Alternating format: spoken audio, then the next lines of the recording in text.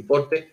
Como es persona física, no necesita llevar retenciones, pues agregamos el concepto y hasta ahí está todo bien. Esto, por ejemplo, es una de las claves de productos y servicios que se debe considerar para los fletes, para la transportación de mercancía de un lugar a otro, ¿no? Guardamos el comprobante y posteriormente procedemos allá a lo que es la captura del complemento, el complemento de carta aporte. Con la versión 2.0, el SAT tuvo ya se dieron cuenta de que estaban pidiendo demasiada información un poco enredosa en la 1.0. Y si se notan, ya el que vio la 1.0, ahora hay algunos pequeños cambios en lo que es la captura de datos. Ya las ubicaciones no hay origen y destino en dos pestañas por separado, sino en la misma pestaña y cosas así, ¿no? Pero, por ejemplo, en este caso, tenemos la pestaña ubicaciones, donde aquí vamos a decir... ¿No se está viendo? No se está viendo la otra pestaña. No se está viendo la otra pestaña. Permítame un segundo. Tengo un problema con la... No se puede minimizar la presión. A ver, dale otra vez. No, más bien sería en la plataforma. Compartir. No, Aquí. Sí, ¿no? Dice Javier, compartir, que sea toda la pantalla, no solo la ventana. a ver, selecciona esta. Ah, sí, dale compartir.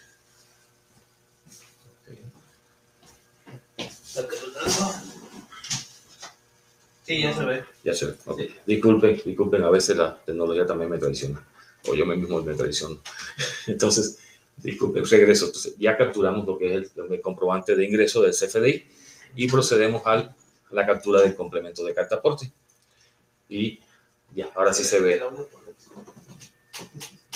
Ahora sí se ve ya en lo que es la pantalla de captura de carta aporte. Lo primero que nos pregunta, igual que antes, es si es transporte internacional o no. Pues decimos que no.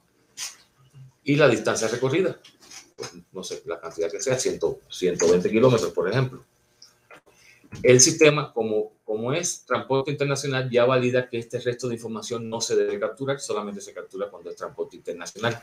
Y bueno, la información está clara, si es el origen del país destino, y si es entrada o salida de mercancía, y cuál es la vía de entrada o salida de mercancía de la mercancía, ¿no? En este caso, el ejemplo es transporte nacional, 120 kilómetros, por la cifra que sea, y en una sola pestaña ahora tenemos las ubicaciones. Y aquí vamos a decir, primero podemos capturar el origen y posteriormente el destino. Y como tenemos, disculpen también, me regreso un poquito, estamos haciendo el ejemplo con lo que antiguamente llamaban en la versión 1.0 transporte federal, que ahora con la versión 2.0 se llama autotransporte, que sería transporte terrestre, camiones, cosas así. Transporte marítimo, aéreo y ferroviario lo vamos a ignorar en esta capacitación porque no, digo, si alguno de los que están escuchando ahorita la capacitación maneja esas modalidades, pues igual después le explicamos, pero no es que no estén hechas, es que sí están hechas, pero la capacitación se enfoca ahorita en lo que es el autotransporte. Podemos proceder a capturar el origen y aquí también tenemos una ventaja, un plus al sistema, catálogos de ubicaciones, donde uno puede, si tiene ya ubicaciones frecuentes, puede crearse su catálogo y solamente selecciona los diferentes que tenemos. No voy a capturar de esto porque para no hacerla fácil, sino voy a capturarlo aquí directamente. Como es autotransporte, hay cierta información que está en pantalla, pero que no se captura, porque solamente son específicamente de otras modalidades de transporte.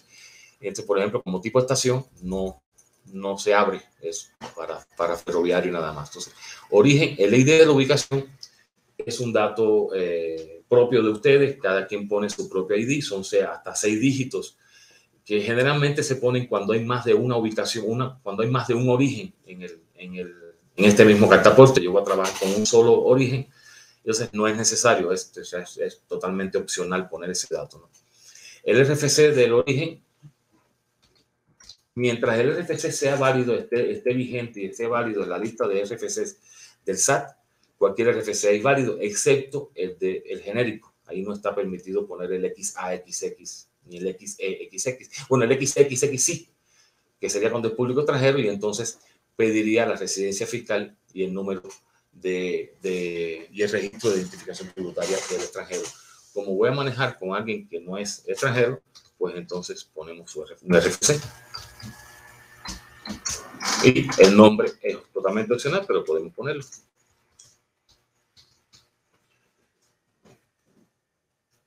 Después pasamos a lo que es la fecha y hora de salida de la mercancía.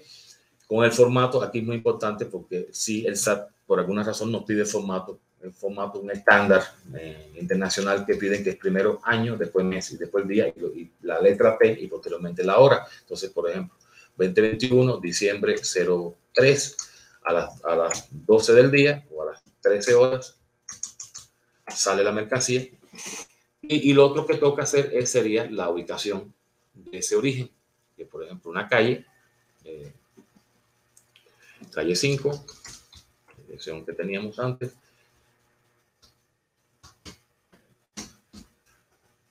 Y aquí facilitamos la vida también porque en las colonias, las localidades, municipios, es un catálogo que ofrece el SAT, que son claves numéricas. Aquí no podríamos poner colonia Chapultepec con letras, no.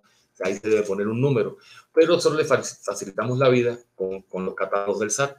Dando clic aquí en esta carpetita, ponemos el código postal, por ejemplo, que 58260, lo buscamos y aquí ya nos da la clave del municipio o la localidad de donde pertenece ese código postal.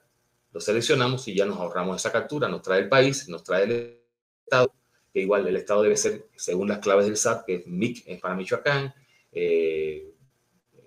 JAL es para Jalisco, etcétera, ¿no? Y así nos ahorramos esta captura, ¿no? De todos modos, también la localidad y el municipio son opcionales. A veces el mismo SAT tiene errores en ese sentido, pues lo podemos quitar. Porque son lo que es obligatorio aquí, lo que es el país y el estado. Y el código postal, lógicamente.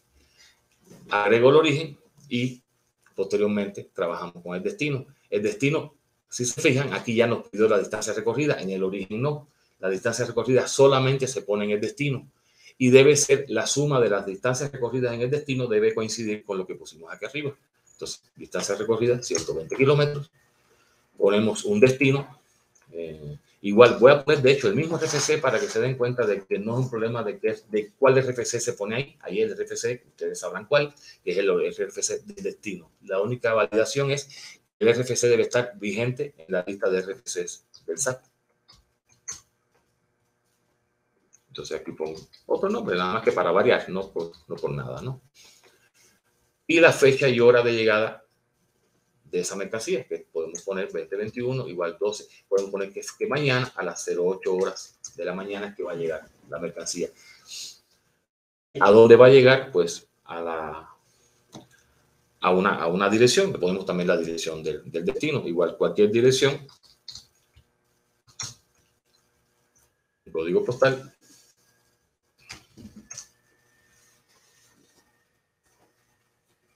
Y agregamos el destino. Debe existir siempre un origen y al menos un origen y al menos un destino. Pueden haber más de un origen y puede haber más de un destino. La única validación aquí que en el destino, la suma de las distancias recorridas debe coincidir con el total que se puso aquí arriba. Después pasamos a la mercancía. En este caso, como es un comprobante de ingreso, la mercancía que se puso en el CFDI de ingreso fue flete, pero ahora tenemos que entrar en el desglose de qué mercancía estamos transportando como empresa transportadora del punto A, del origen, de ese origen y a ese destino que pusimos allá. Y vamos a decir, por ejemplo, como para casos de este ejemplo, que estoy transportando 2 mercancías. Puede ser una, puede ser 2, puede ser N mercancías, ¿no? ¿Cuál es la única validación que hay aquí? Que si puse 2, deben existir 2 conceptos aquí abajo. Si pongo 3, pues 3 y así. ¿Cuáles son los bienes que estoy transportando? Aquí lo que me pide es la clave del SAT. Aquí tenemos este catálogo, lo abrimos acá y podemos poner aquí la clave del SAT que corresponde, ¿no? Por ejemplo, me voy con tomates. Y aquí son tomates de tipo uva. Selecciono qué cantidad de tomates estoy transportando. 100 ¿qué? 100 cajas, puedo decir. 100 kits, pues aquí selecciono la unidad de medida, o 100 piezas, 100 tomatitos. Entonces, pruebo a poner caja base. Entonces, estoy transportando 100 cajas de tomates ahorita. ¿Cuánto pesan esas 100 cajas? Pesan en kilogramos, no pesan 1 tonelada. 100.000 kilogramos. ¿Cuánto valen esas cajas, esas 100 cajas de tomates? No sé, cuestan 2.500 y aquí selecciono la moneda, puede ser euros, pesos mexicanos, dólares, pues valen 2.500 pesos mexicanos la mercancía que estoy transportando, ¿no? Y agrego la primera mercancía. ¿Qué más estoy transportando? Porque puse 2. Estoy transportando, además de los tomates, estoy transportando sillas. Sillas de montar. ¿Cuántas sillas estoy transportando? 2 sillas. ¿Qué unidad de medida? Pues, ¿cuánto pesan esas sillas? 50 kilos.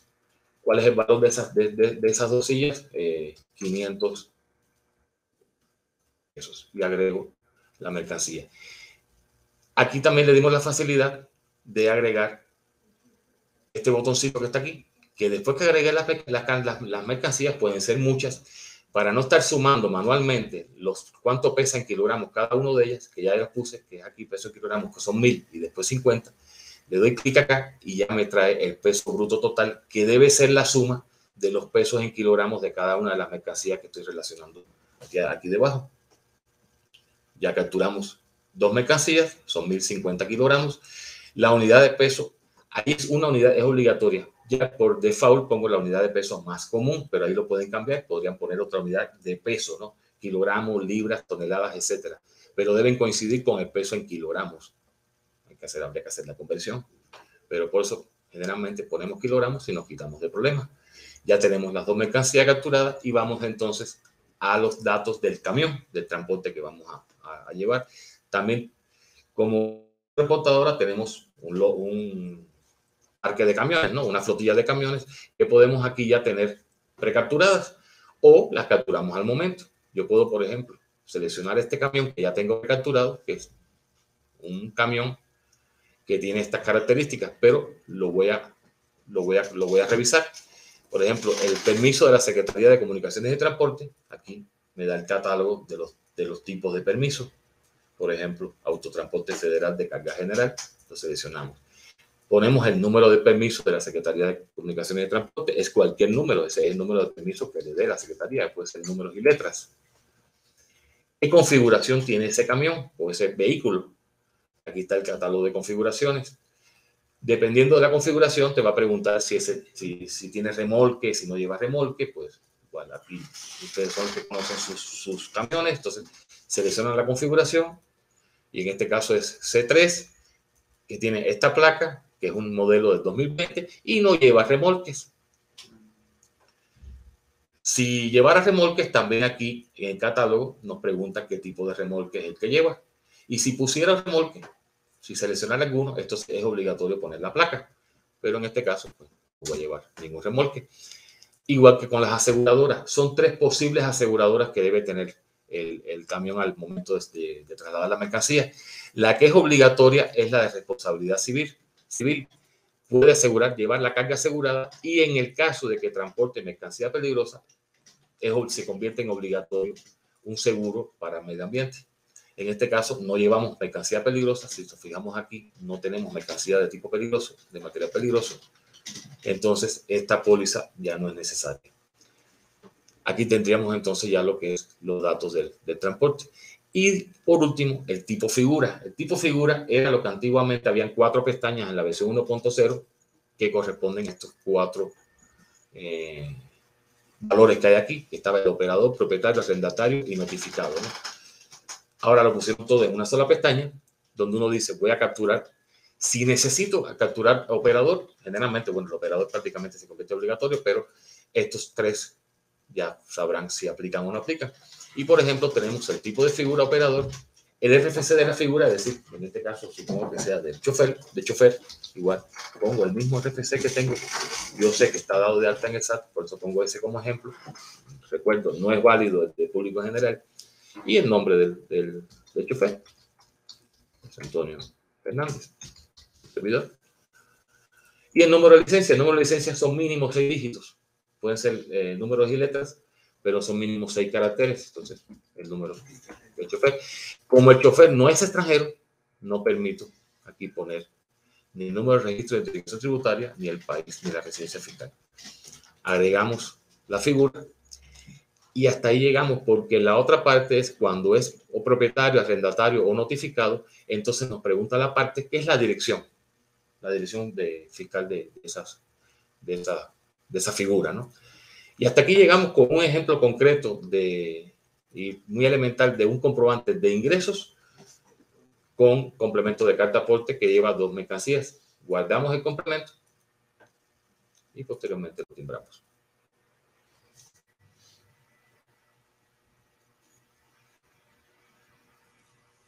Y aquí está la impresión del comprobante con el flete por el importe de flete y toda la información que se capturó en el complemento, y en la segunda página los datos ya fiscales del comprobante, que es el sello digital y el código de barra, la cadena original, etcétera, ¿no? Ya estaría timbrado el comprobante de ingresos con el complemento de carta aporte.